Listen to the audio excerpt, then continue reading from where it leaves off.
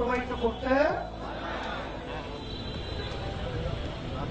2024 জুলাই এবং 5ই আগস্টের অভ্যুত্থানের পরে এখন যে বাংলাদেশের ক্ষেত্র তৈরি হয়েছে সেই ক্ষেত্রটা হলো ইসলামের পক্ষের ক্ষেত্র। কারণ বাংলাদেশের মানুষ আওয়ামী লীগ, বিএনপি, জাতীয় পার্টি এরাই তো মূলত উল্লেখযোগ্য দেশ পরিচালনা করেছিল। এদের দেশ পরিচালনা আমাদের বাংলাদেশের মানুষ দেখেছে।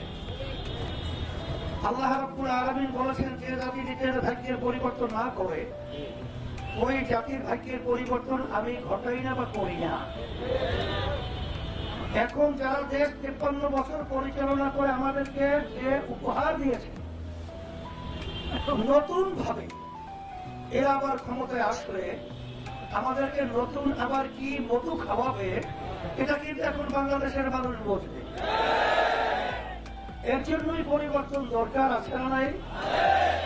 এই পরিবর্তনের জন্যই ইসলামী আন্দোলন বাংলাদেশ এমন এক নীতি আদর্শ, যেই নীতি আদর্শ কালজয়ী। বিজাতি বলেন, অন্য ধর্মাবলম্বী বলেন, এক কথায় আমার সম্মানিত মা বোনদের কথাই বলেন, ব্যবসায়ী ভাইদের কথা বলেন, আমার শ্রমজীবী বাজানদের কথা বলেন, সর্বশ্রেণীর ব্যাপারে একমাত্র সাম্য, মানবিক মর্যাদা, ন্যায় বিচার প্রতিষ্ঠা, এই নীতি আদর্শ নিশ্চিত করেছে, তার নাম হলো ইসলাম।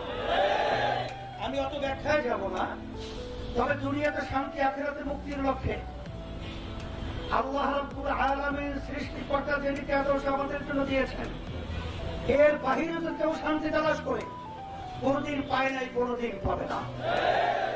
সেই লক্ষ্যে আপনাদের এই ঢাকা 11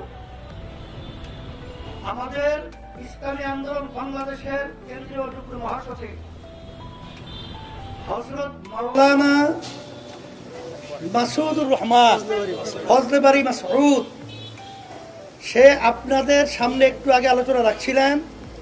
আমি তাকে হাত পাখা প্রতীক, যেটা শান্তির প্রতীক, আল্লাহ আমাদেরকে দান করেছেন। কারণ অন্য অন্য মার্কার মাধ্যমে দেশে অশান্তির আগুন ধাউ ধাউ করে দাঁড়িয়েছে।